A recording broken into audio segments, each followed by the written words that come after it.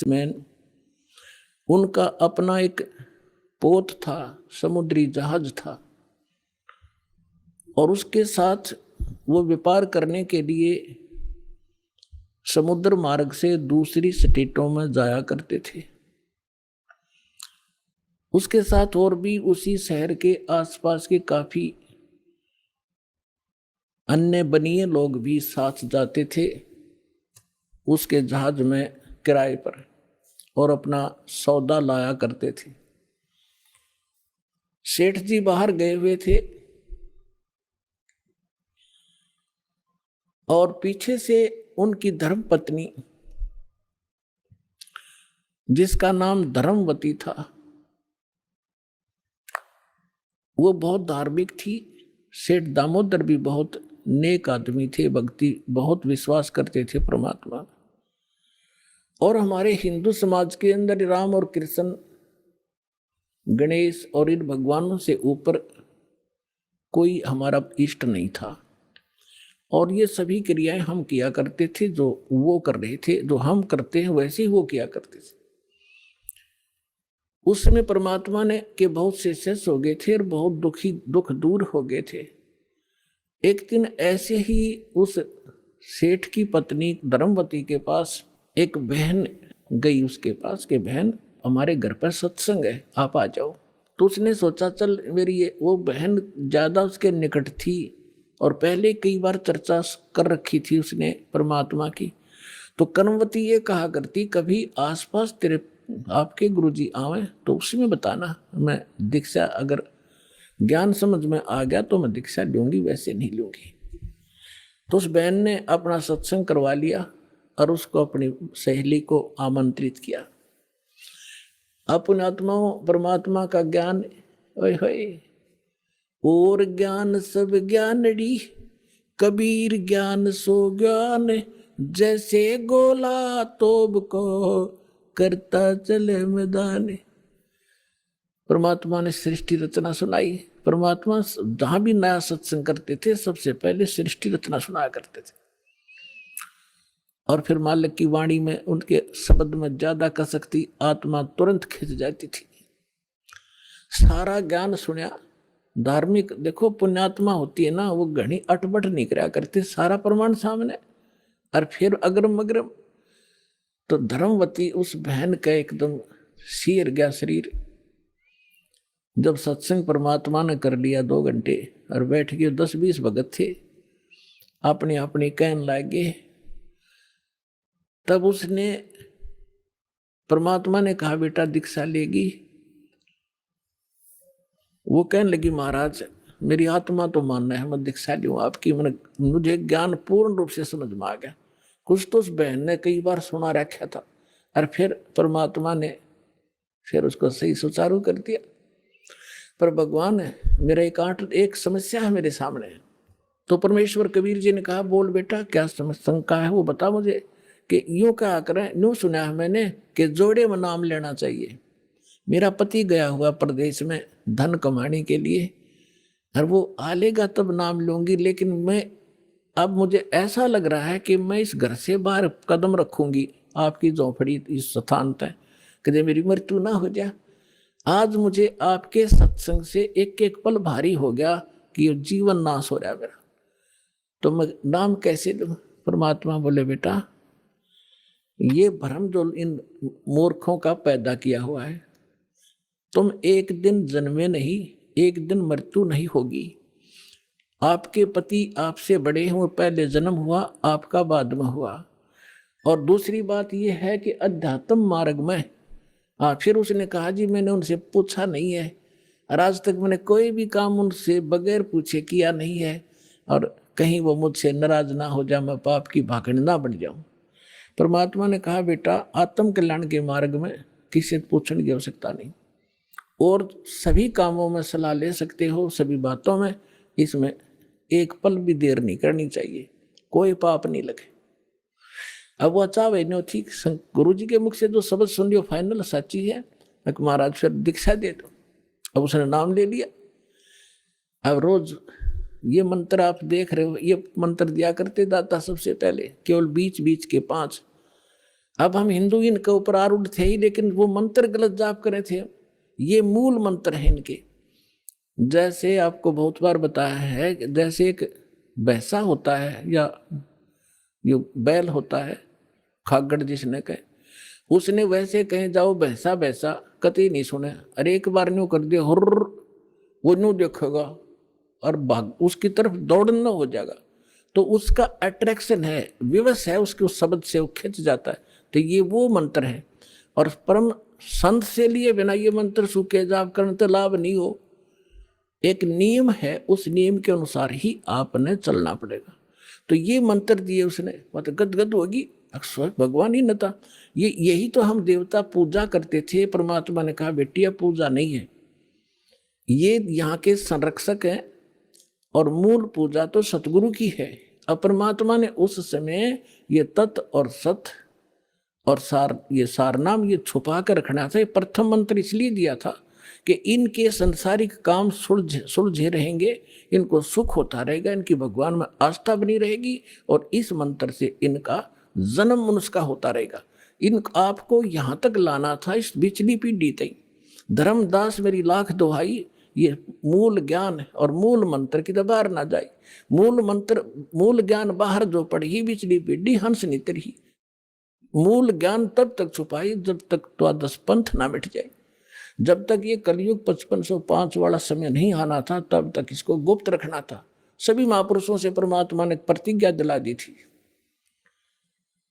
तो इस मंत्र को पाकवा तो गदगद होगी, खूब डट कर भजन करे, आत्मा बिल्कुल खुश होगी। जो भूत प्रेत की बाधाएं थी थोड़ी बहुत सबके घर में बढ़ रहेंगे, वो भाग भूगे, उड़गी सी काया होगी। अब क्या हुआ, सेठ जी आए 1 महीने के बाद में। अब वो बुद्धिमान बहुत थी, उसने सोचा कि मेरे पति को यदि कोई थर्ड पर्सन न्यू बतावेगा कि तेरी पत्नी सत्संग में जाती है और रात को जाती है, क्योंकि परमात्मा अधिकतर रात को सत्संग करते थे, क्योंकि दिन में तो किसी को फुर्सत नहीं छोड़ रखी काल ने धंधे में। तो उसने सोचा कि ये कहीं इसके मन में मेरे प्रति कोई दोष ना आ जा और हमारा घर नरक बन जावे।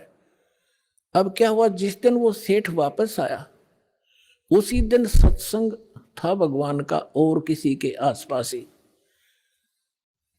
तो उसने सोचा कि अपने पति को मैं पहले बता दूं सारी कहानी, और ये ऐसा व्यक्ति है अगर मेरी बात को ये मान लेगा तो फिर ये किसी की नहीं सुनेगा। तो जब वो खाना खाने लगा, खाना खिलाते समय उसकी पत्नी ने कहा जी मेरे से गलती बन गई और मुझे क्षमा करोगे, माफ करना। वो कहने लगा कि मैं अपनी पत्नी पर विश्वास करता हूँ, मेरी पत्नी ऐसी गलती नहीं कर सकती जो अक्षम्य ना हो।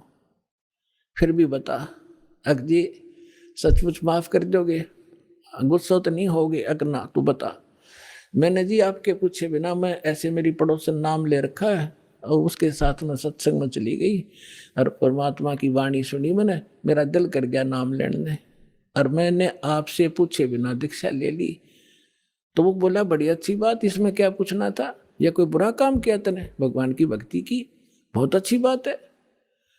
उसका उल्गा सा हृदय हो गया, अके भगवान बड़ी दया करी दाता, ये तो बिल्कुल सरल देसी बन गया। फिर उसने एक और पॉइंट सोचा कि एक बार इसको वो सत्संग स्थल दिखा दूं जहां हम जाते और आते हैं, ताकि लोग इसको भ्रमित ना कर दें तेरी पत्नी रात में भी जाती है, तो यो आदमी का जल्दी सी सेट नहीं होया करे। और उस दिन सत्संग भी था। तो उसने कहा जी ऐसा है, गुरुजी का आज सत्संग है वहां पर, और मेरी साथ की सारी सहेली चली गई, मैं आपके भोजन पानी में लग गई और देर होगी और ना गई तो गुरुजी के दिन नाराज हो जा, आप मेरे साथ चल पड़ो। तो वो कहने लगा देखो मैं थका हुआ हूँ, दूर से आया हूँ, आप जाओ। और नो बोली आप मैं जाऊँ कैसे, रात का काम कोई साथ नहीं मेरे। तो वो कहने लगा मैं चल पड़ूंगा और जाते मुझे नींद आवेगी, बता मैं क्या सत्संग सुनूंगा। उसने पता था कि एक बार यू चल पड़ा और सत्संग सुन लिया तो आली नींद इसने। तो वो कहने लगी आप यूं करियो, पीछे सी बैठ जियो, नींद आ जाता सो जाइयो, गुरुजी कुछ ना कहा करे। तो उसने सोचा चल फिर तो कोई बात नहीं। वो दोनों पति पत्नी आ गए। अब बैठ गई पाछे ने, वो बैठ गया पीछे ने, भगतनी बैठ गई भगतमतियों में। परमात्मा ने वह सृष्टि रचना फिर सुनाई। वो तो जाने थे चोट ने सामने मारना। अब लाला जी ने किसी नींद आवे थी, उसका कलेजा फट गया, थर थर का पैगात सारा। और नौके सोके सुने ज्ञान कड़ी कसूती तरह। अब सारा ज्ञान सुना के सुन लिया। जब अपनी उसकी पत्नी आई, जी नींद तो नहीं आई? कि नींद करे मेरे तो बेचैनी होगी, काहे की नींद आवी थी? एक न्यू पूछ ले गुरु जी ते, मुझे नाम दे देंगे? तो उसने जाके कहा महाराज जी भगत जी आए हैं और यूं कहे दीक्षा मिल जाएगी। कहा बेटा बोला। तब उसने बोली कहा जा नाम देंगे आपको। सेठ जी जाकर बैठ गया पास में, कहने लगा भाई सुन ले लाला जी। परमात्मा बोले देखो सेठ जी, आप हो इन देवताओं के गणे पुजारी, और परमात्मा का नाम लेने के बाद आन उपासना नहीं करनी होगी। वो कहते 100 वर्ष सतगुरु की पूजा, एक दिन आन उपासी और वो अपराधी आत्मा फिर पड़े काल की फांसी। 100 वर्ष गुरु की अनुसार साधना कर ली, सतगुरु के अनुसार, एक दिन भी आन उपासना कर ली ना किसी देवी देवता की, पिछली सारा भट्ठा बैठ जाएगा तेरा। तो वो लाला जी बोला सेठ दामोदर, कहने लगे महाराज जी मैं बाणिया हूँ और सौदा करना खूब जानता हूँ। मैंने सारा कुछ सुन लिया और सब कुछ देख लिया। आज मैंने सारे कथा सुन रखी खूब बड़ी बड़ी, जो ज्ञान आपने दिया इस पृथ्वी पर नहीं। और मैं जो वचन कराया करूँ दाता, और पक्का करता हूँ आप मेरे गुरु, मैं आपका चेला। फिर कहा कि भाई देख मैं दानक और तू लाला जी, कल न तेरी बरादरी वाले भी तुझे धिक्कारेंगे। ने बोला जी मुझे नाम दो और आप साथ रहियो दास के, जो होगा सो देखी जाएगी, मुझे दीक्षा दो। और परमात्मा ने कहा कि और उपासना नहीं करोगे फिर किसी देवी देवता की, नहीं तो नुकसान हो जाएगा। लेकर नाम, और परमात्मा का हाथ से चित्र बनाया करते थे, वहां जब का हाथ से बनाया करते थे, सब जगह मिला करते थे। वो फोटो ले गया, जो विधि बताई थी विधान वो शुरू कर दिया आपने। फिर कुछ दिन के बाद वो कई दिन सत्संग सुने, फिर व्यापार में जाना था तो सभी वो दूसरे व्यापारी भी साथ थे। अब उसने क्या किया, उस जहाज के अंदर उसने अपना एक कक्ष बना रखा था जिसमें सारे देवी देवताओं के फोटो थे, और वहीं अपना घंटी बजाया करता, बैठ कर आरती करा करता, जय गणेश देवा माता थारी पार्वती, ये सारी कथा सारी आरती करा करता। अब उसने क्या किया, जाके पहले सारी मूर्ति उठाई और समुद्र में जहाज उठाए, समुद्र में जल प्रवाह कर दी, और एक फोटो परमात्मा कबीर जी का लगा लिया। अब दूसरे जो थे वो लाला जी, उन्हें देखा रहे दामोदर ये देवी देवताओं के फोटो कहाँ गए? तो उसने बताया भाई मैंने दीक्षा ले ली गुरु जी से, और गुरु जी का जो सतगुरु की पूजा करते हैं ना, वो देवी देवताओं की पूजा नहीं करनी होती, इसलिए मैंने वो आदर के साथ जल प्रवाह कर दिया। तो वो सारे कहने लगे रहे तू भट्ठा बैठावेगा, तेरा नाश हो जाएगा, तने कहाँ एक क्या क्या है ये कबीर, ये धानक एक दुलाहा, इसकी कड़फंटी में आ गया तू, कहाँ बातों में आ गया, तेने देवता छोड़ दिए, रामकृष्ण जैसे बलवान भगवान छोड़ दिए, देखना तेरा क्या होगा। वो बोले भाई कुछ भी हो मेरे साथ, आप अपनी क्रिया करो, मैं आपको ना कहता, आप मेरे पीछे क्यों पड़ गए, मैं अपनी करूंगा, आप अपनी करो।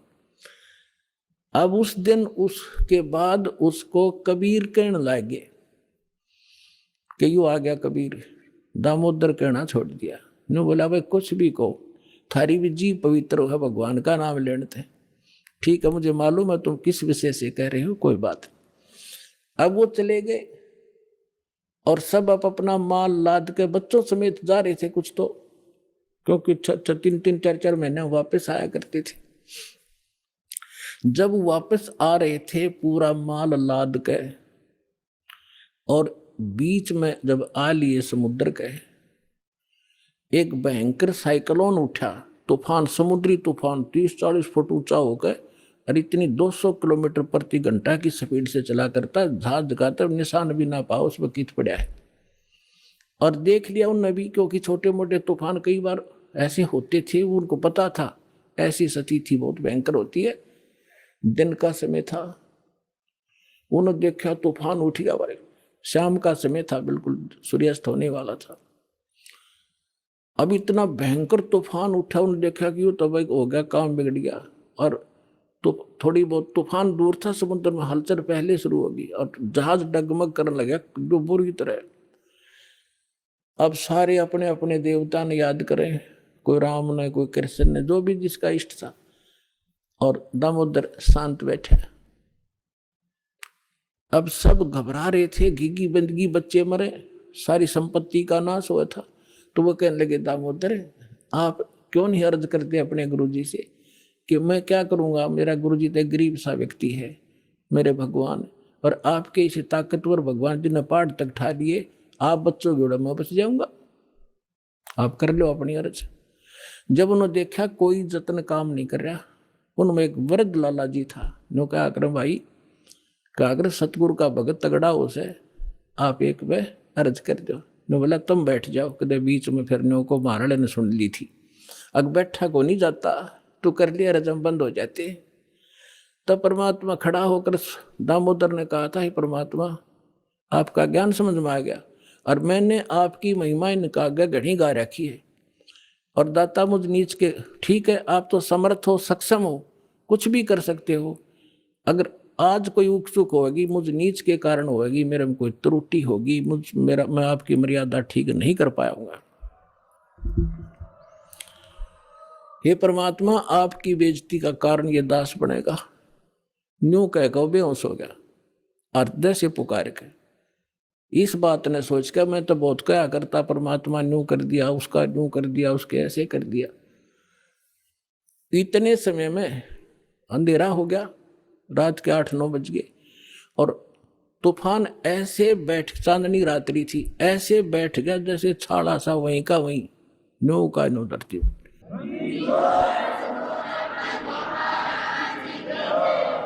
और समुद्र के जल में जरा सी भी हलचल नहीं। अब उस दामोदर को पानी के छींटे छाटे मार के मुंह पे होश में ले आए। तब उन्होंने कहा कि भाई दामोदर हमसे बड़ी घनी गलती हुई, हमने आपके गुरुदेव की बेइज्जती करी, हम कति नीच प्राणी हैं। और उन्होंने संकल्प कराया था कि यदि आज जान बच गई, हमारे भगवान तो फेल हो लिए, जब आज इस तूफान रुक गया, हमारी जान बच गई, दामोदर हम तेरे साथ चलाएंगे, नाम लेंगे उस परमात्मा का। तब दामोदर को कंधे पे बैठा लिया उन लालाओं ने, और बोले बोलो दामोदर की जय। ने बोला नहीं, जय बोलो जिसने यू काम कराया है, बोलो कबीर परमेश्वर जी की जय हो।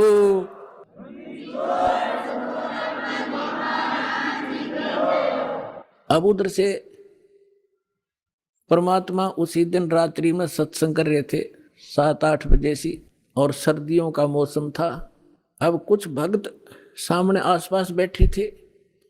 एकदम परमात्मा ने क्या किया, ऐसे मुंह पर कर नो हाथ फेर कर ऐसे झटका दिया, आसपास के बैठे भक्तां के छींटे लागे।